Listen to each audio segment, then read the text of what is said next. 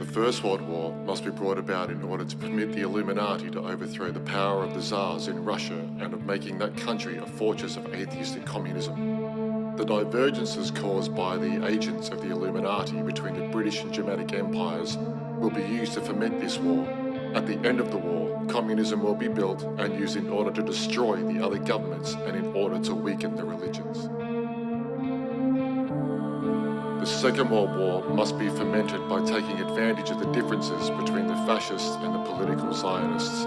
This war must be brought about so that Nazism is destroyed and that the political Zionism be strong enough to institute a sovereign state of Israel in Palestine. During the Second World War, international communism must become strong enough in order to balance Christendom, which will then be restrained and held in check until the time when we would need it for the final social cataclysm.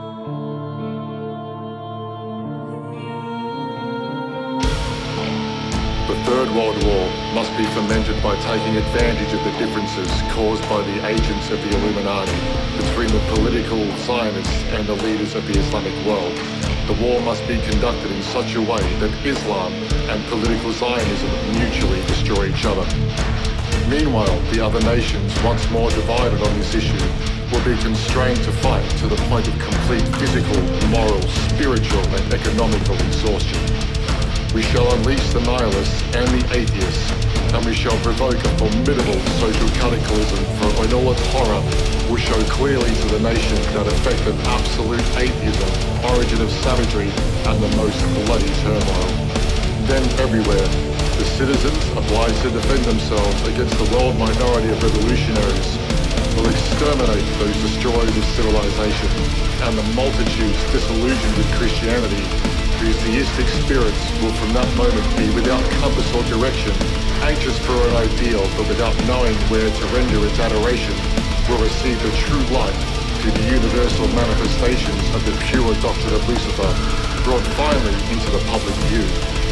This manifestation will result from the general reactionary movement which will follow the destruction of Christianity and atheism, both conquered and exterminated at the same time. One need only look and listen to understand the true gravity of what we face. The choice remains, but not for long, on whether our species surrenders itself to this agenda of total technocratic enslavement, or whether we firmly reject this sick vision and demand a path in harmonious evolution, liberty and respect for the divine gifts of human consciousness and free will.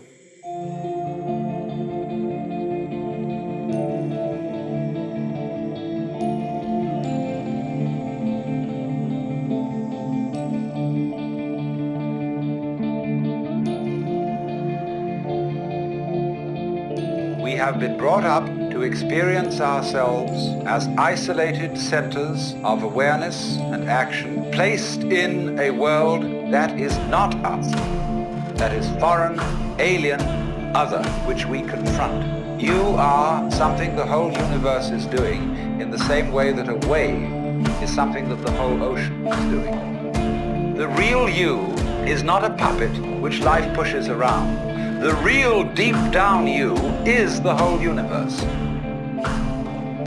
We've been hoodwinked into the feeling that we exist only inside our skins. That is a hallucination. Because you see, underneath the superficial self, which pays attention to this and that, there is another self, more really us than I. And if you become aware of that unknown self, the more you become aware of it, the more you realize that it is inseparably connected with everything else that there is.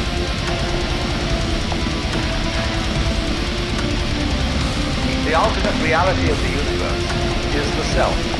The universe doesn't let you in on the truth that all sense experiences are vibrations of the self. Not just yourself, but the self. All of us share this self common, because it is pretending to be all of us.